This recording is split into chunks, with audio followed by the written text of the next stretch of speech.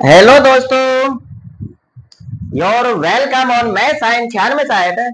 देखिए, आज इस वीडियो में मैं आपको सिखाने वाला हूं कि आयु संबंधित प्रश्नों को किस प्रकार सॉल्व किया जाता है। ठीक है ना, क्योंकि आयु वाले क्वेश्चन प्रत्येक एग्जाम में पूछे जाते हैं, चाहे वो एसएससी एमटीएस का हो, चाहे वो एसएससी सीजीएल के एग्जाम हो, चाहे वो एसएससी जीडी की एग्जाम हो, चाहे वो रेलवे की ग्रुप डी की एग्जाम हो, चाहे एनटीपीसी की हो, चाहे लोको पायलट की एग्जाम हो, यानी किसी भी प्रकार के एग्जाम हो, या फिर पटवार की एग्जाम हो। ठीक है ना, कोई भी कंपटीशन एग्जाम हो, उस एग्जाम में आयु से संबंधित क्वेश्चन पूछे ही पूछे जाते हैं। ठीक है ना, तो आयु से संबंधित क्वेश्चनों को किस प्रकार से सॉल्व किया जाता है, ठीक है ना, उनका ऐसा क्या तरीका है, शॉर्ट तरीका जल्दी सॉल्व करने का, ताकि आंसर निकालने में ज्यादा समय न लगे और आप उसका करेक्ट आंसर निकाल लें।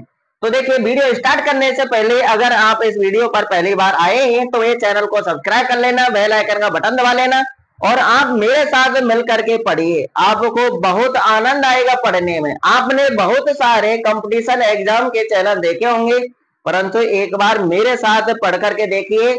मैथमेटिक्स और रीजनिंग में आप घोड़ों की तरह दौड़ोगे।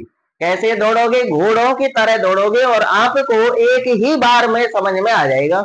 तो चलते हैं, स्टार्ट करते हैं वीडियो को। वीडियो में लास्ट तक बने रहना। तो देखिए, क्वेश्चन नंबर 1 आपके सामने है।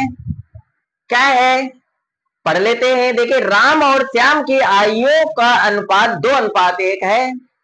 राम और श्याम की आयुओं का अनुपात कितना है? 2:1। यहाँ पर अगर इस प्रकार से आपको अनुपात देखने को मिल जाए तो यहाँ पर इन अनुपातों से हम वर्तमान आयु निकाल लेते हैं। ठीक है ना, आगे क्वेश्चन कह रहा है कि 5 वर्ष बाद उनकी आयुओं का अनुपात 3:1 होगा। 5 वर्ष बाद, कब की बात हो रही है? 5 वर्ष बाद की बात हो रही है, पहले की नहीं। अगर पहले की बात होगी तो वर्तमान आयु में से घटाना होगा, और बाद की बात होगी या पश्चात की बात होगी तो आपको वर्तमान आयु में जोड़ना पड़ेगा। ठीक है ना, अब जोड़ना क्या पड़ेगा? जितने वर्ष की बात हो रही है उतना जोड़ना है, उतना ही घटाना होता है। ठीक है ना, आगे क्वेश्चन कह रहा है राम की वर्तमान आयु क्या होगी।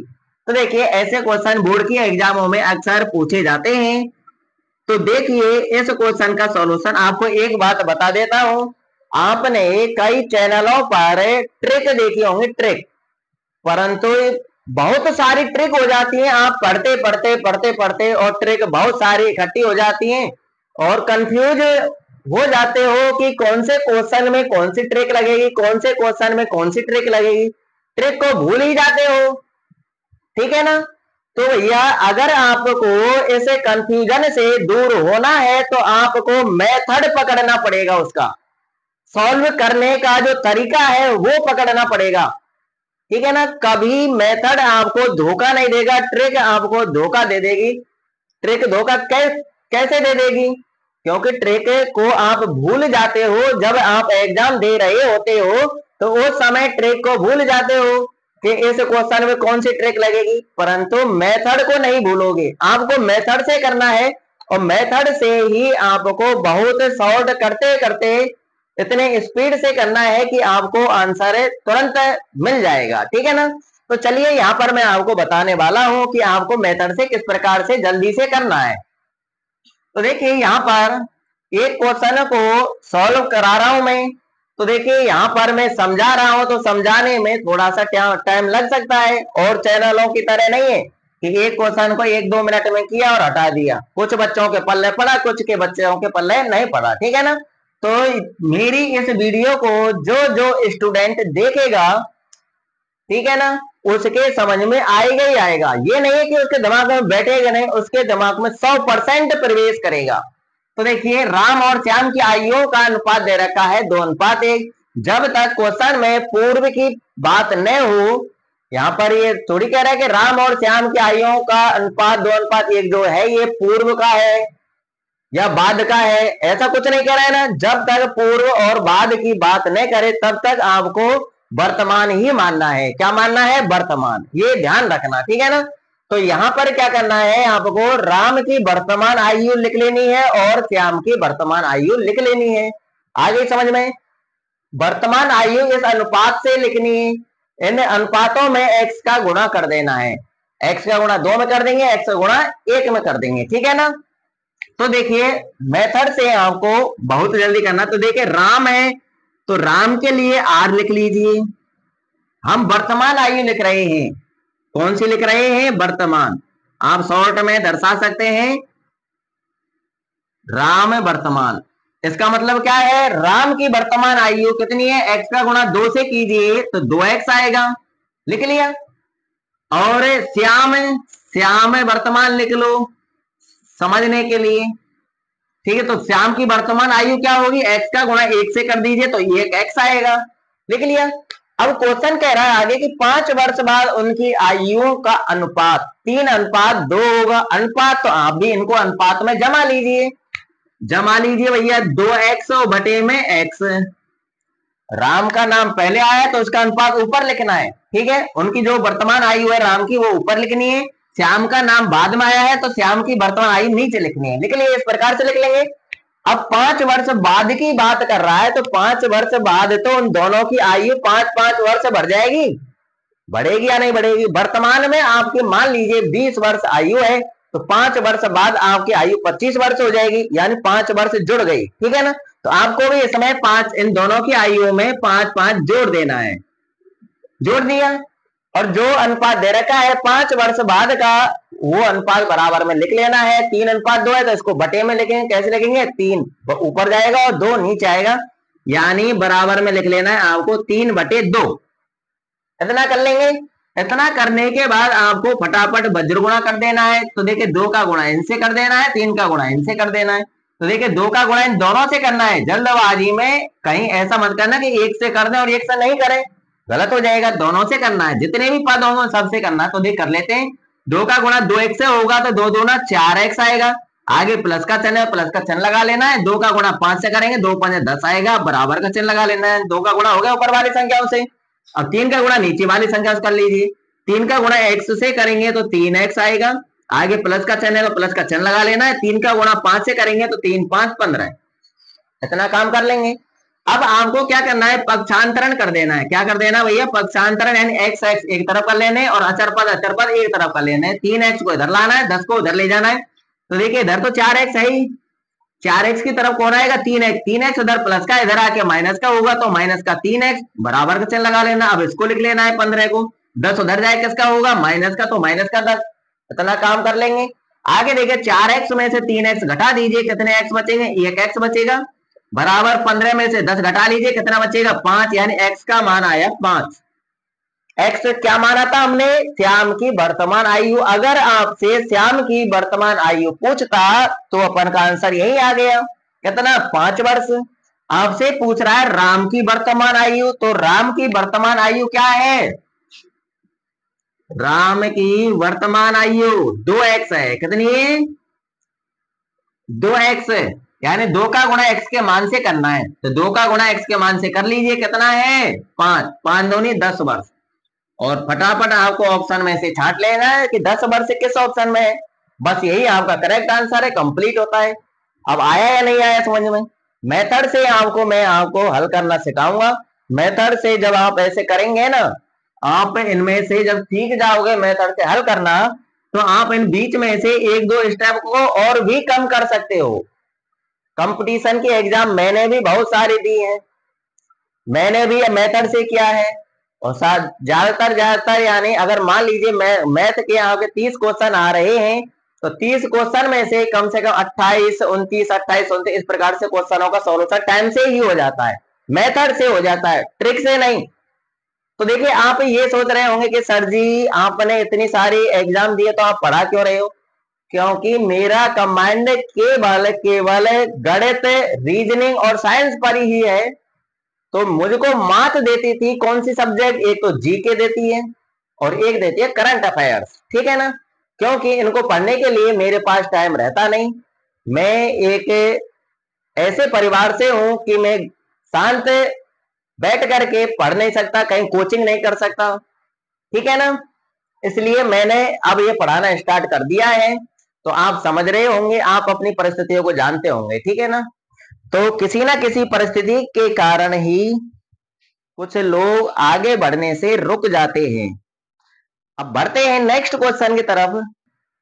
तो देखिए नेक्स्ट क्वेश्चन आपके सामने है, क्या है नेक्स्ट क्वेश्चन? दूसरा देखिए, राम की आयु अपने पुत्र की आयु से चौगुनी है। राम की जो आयु है अपने पुत्र की आयु से चौगुनी है। ठीक है, अब यहाँ पे ऐसा कुछ लिखा नहीं कि वर्तमान है, 4 वर्ष पूर्व की बात है या 4 वर्ष बाद की बात है, कितने वर्ष बाद की है, कितने वर्ष पहले की है, ऐसा कुछ नहीं लिखा हुआ है। तो आपको इसको वर्तमान ही मानना है, ठीक है ना। आगे कह रहा है कि 5 वर्ष पूर्व राम की आयु उसके पुत्र की आयु से 9 गुनी थी। कितने वर्ष पूर्व? 4 वर्ष पूर्व। पूर्व का मतलब पहले, 5 वर्ष पहले राम की आयु उसके पुत्र की आयु से 9 गुनी थी। 9 गुनी। बड़ा राम है तो उस लड़के का पिता है, ठीक है ना। तो राम तो बड़ा ही होगा, राम की आयु ही गुनी होगी या अधिक होगी, ठीक है ना। तो देखिए राम की वर्तमान आयु कितनी है ये हमसे पूछा जा रहा है। तो इसका सॉल्यूशन देखिए फटाफट किस प्रकार से करना है। अब यहाँ पर देखिए, यहाँ वर्तमान आयु आपको माननी है। वर्तमान आयु किसकी माने? राम की माने या उसके पुत्र की माने? तो क्वेश्चन को ध्यान पूर्वक पढ़िए कि क्वेश्चन किसके बारे में बता रहा है, किसके बारे में संकेत कर रहा है कि ये यानी ये आयु है, चौगुनी है। राम की आयु अपने पुत्र की आयु से चौगुनी है। किसके बारे में बता रहा है ये लाइन हमको किसके बारे में बता रही है कि चौगुनी किसकी आयु है? राम की आयु है।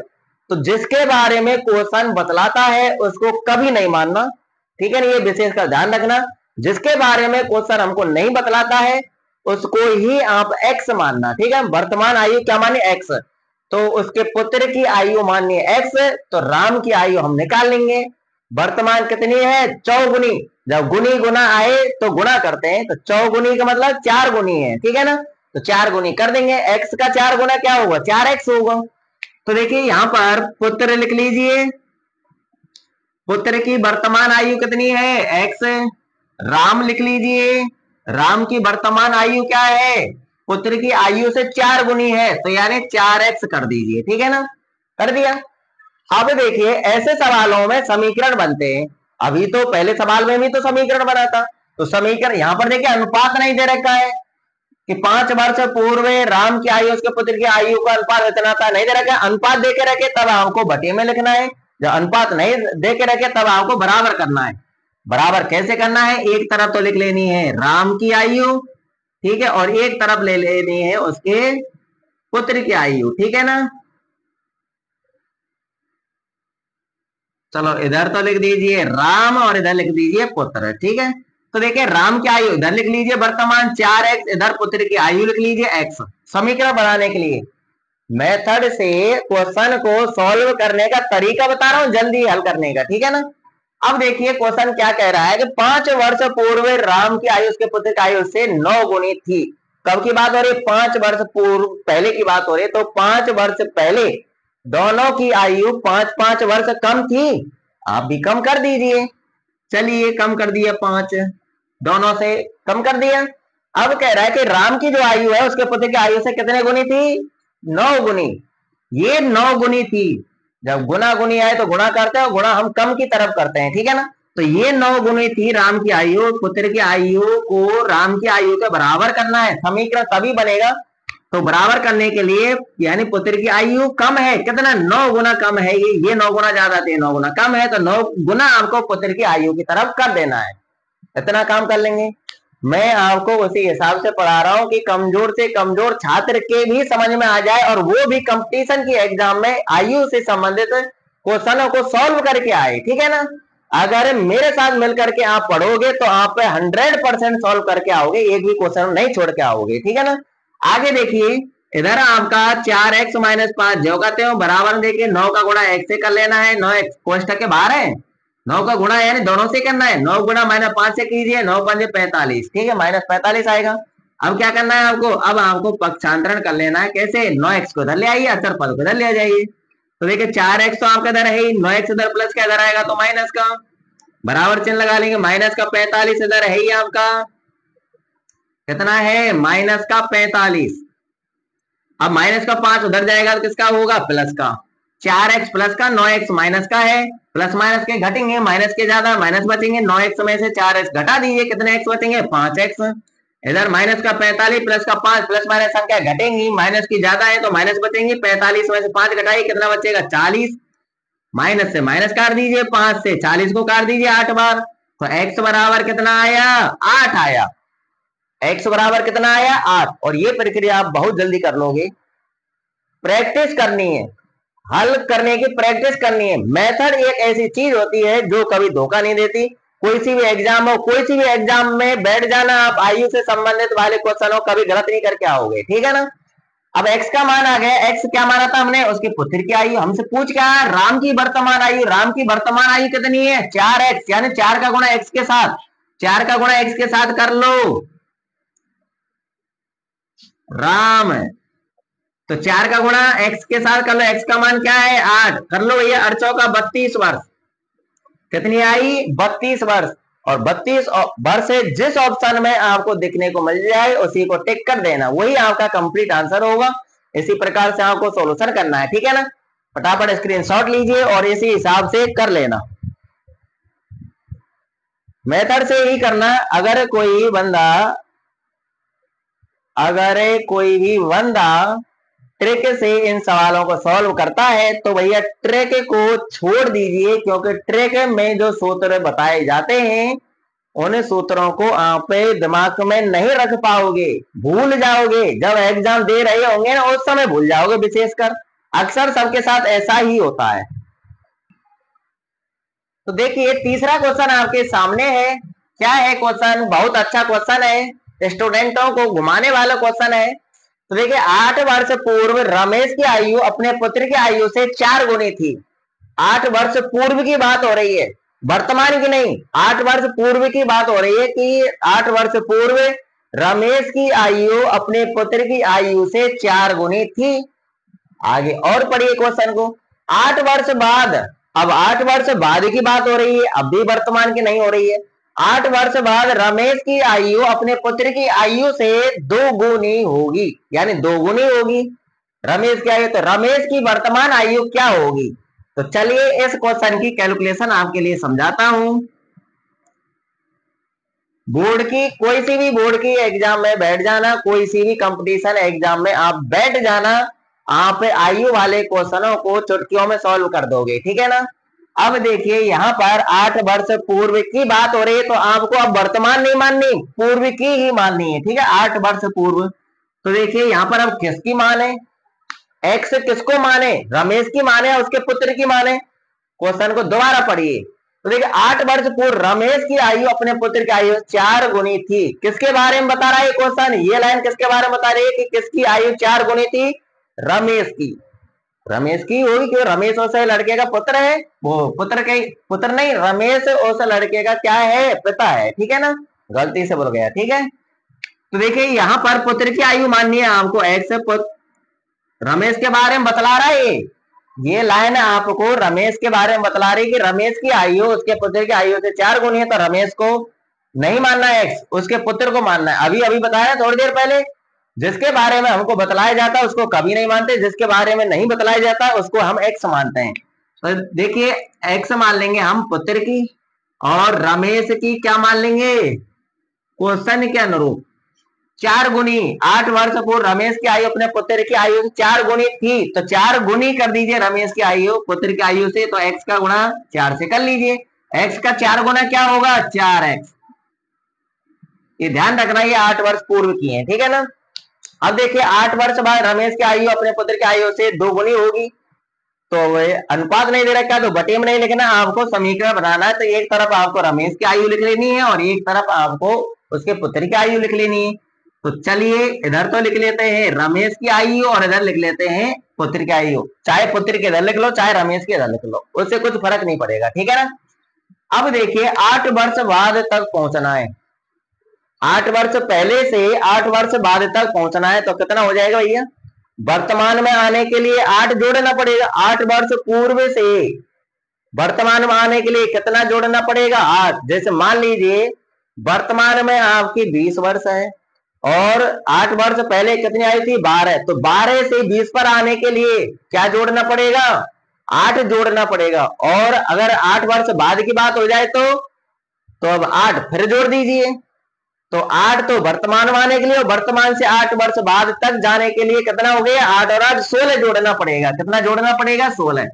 8 वर्ष है तो वर्तमान में आने के लिए और 8 वर्ष से जोड़ना है आपको 8 वर्ष बाद में जाने के लिए, ठीक है ना। तो 8 8 2 बार जोड़ देना है आपको।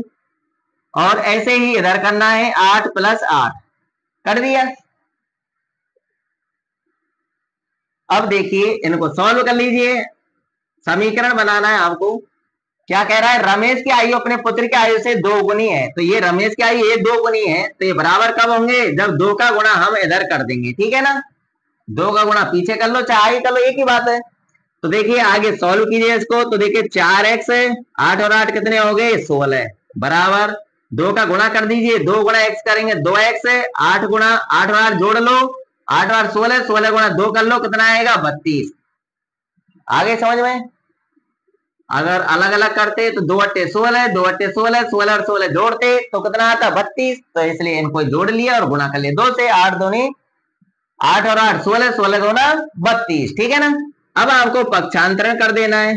बोर्ड की एग्जाम जब आप एग्जाम दे रहे हो तब आपको ये सब कुछ लिखना नहीं है, ये तो मैं आपके लिए ही बता रहा हूँ समझाने के लिए। पक्षांतरण, ठीक है ना। आपको तो डायरेक्टली संख्याओं को इधर उधर करना है कंपटीशन एग्जाम में, ठीक है।